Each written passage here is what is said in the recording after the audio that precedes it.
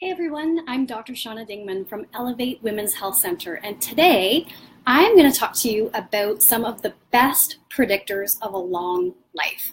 Here they are. You might find them a little bit surprising.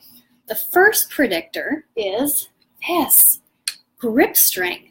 People who have a great grip strength are actually known to have a longer life. Now, it's important that you realize it's not the grip strength that is predictive of the longer life. It's the fact that people who have awesome grip strength typically are doing lots of other things in their life that helps to increase their longevity. They typically are people who exercise regularly, have good mobility, they probably eat well, they have a positive mindset. So they're doing lots of other things in their life that help as a whole to create longevity.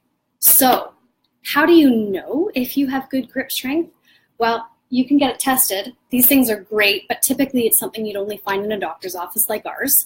But the other thing you can do is, if you are not doing functional strength training, you've got to start. So what is functional strength training?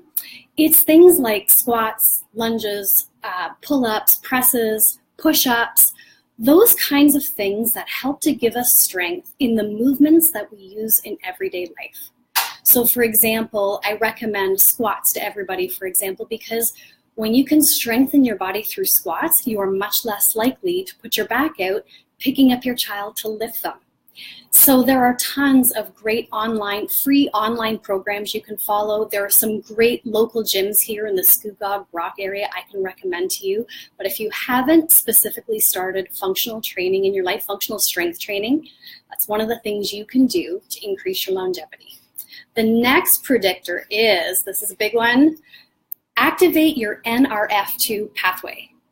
So you're probably thinking, what on earth is the NRF2 pathway? Basically, it's an anti-aging pathway that happens in your body, and it's triggered by antioxidants. So when your mom told you years ago to eat your fruits and veggies, she probably didn't know that what she was doing was encouraging you to activate that NRF2 pathway. But people who eat their fruits and veggies and they get the antioxidants from those colorful veggies and fruits and the greens that they load on their plates, what they're doing is they're actually helping to protect against what's called oxidative stress in the body that creates accelerated aging.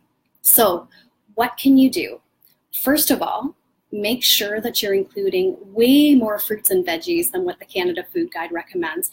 I recommend a plate-sized portion of greens and a plate-sized portion of colorful things. And when I say colorful things, I mean colorful fruits and vegetables, real ones, not gummy vitamins and those kinds of things, okay?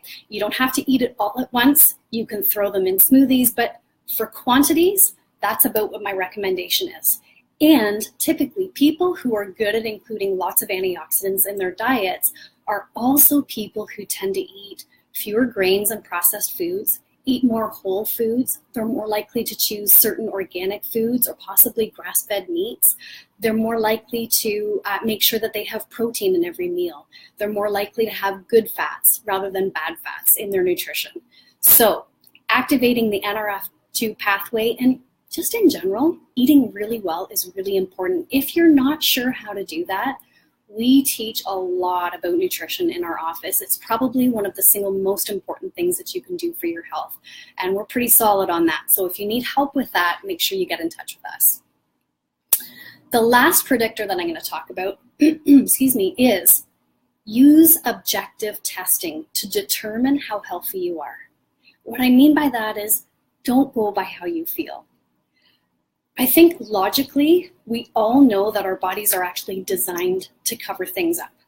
If you felt everything that was going on inside your body, you would not be able to function. You wouldn't be able to sleep. You wouldn't be able to think. You wouldn't be able to do your job. You wouldn't be able to be present with your kids because you'd be getting all this input and stimulation, messages passing back and forth in your body that just simply would not allow you to go about your day-to-day life. We are designed to cover things up. And yet it's crazy. We also tend to be people who judge how well or how sick we are by how we feel. It's actually quite backwards. It doesn't make any sense at all. So I'm sure you probably go to the dentist to have your teeth checked. You go to the doctor to have your eyes checked. And if you don't, you should book an appointment. One of the most important systems, definitely the single most important system in your body, is your nerve system. And yet it's the system that typically gets missed by everybody. Your spine and nerve system, that's the pathway that your brain and your body use to communicate. And if you have a core problem in your nerve system, you may not know it, but what you will begin to experience is what I call collateral damage. So if you're someone who experiences headaches, for example, or you can't sleep properly at night, or you're always tired, or you feel like you're always getting sick, or you've got back pain, or you wake up with numbness and tingling in your hands, or you have digestive problems, all of those things are symptoms. They are collateral damage of a much more serious core problem. So think about it this way. If you have a house and the foundation is sinking, you may not know that the foundation is sinking, but what you will notice is that the doors get jammed when you're trying to open or close them. Or you may see cracks in the walls and in the ceilings. Or you go to open a window when it doesn't open properly anymore.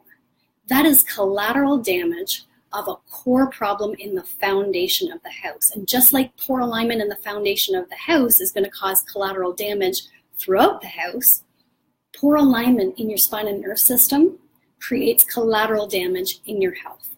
So what can you do about that? Make sure you get all major systems in your body tested. Where do you go to get a core problem tested in your spine and nerve system? Well, you come to an office like ours. It's what we specialize in. That's what we're experts in. Regardless of where you're at right now in your health, how you feel is not a good way to determine whether or not you're healthy. So begin by making sure that every single year you get the objective testing that you need to do to make sure that you're healthy. So start with these action steps, and before you know it, you are going to be on the path to the amazing health that you deserve. So here's what I want you to do. I want you to let me know in the comments, what is one thing that you're doing right now that is proactive toward better health for you? And what's one thing that would be a proactive step you should do or you know you need to do, but you're not doing yet? And we can hold you accountable. And of course, if you have any questions at all, let me know in the comments and I will do my best to get back to you as soon as possible. I hope you have an awesome, elevated day. I'm Dr. Shauna Dingman from Elevate Women's Health Center.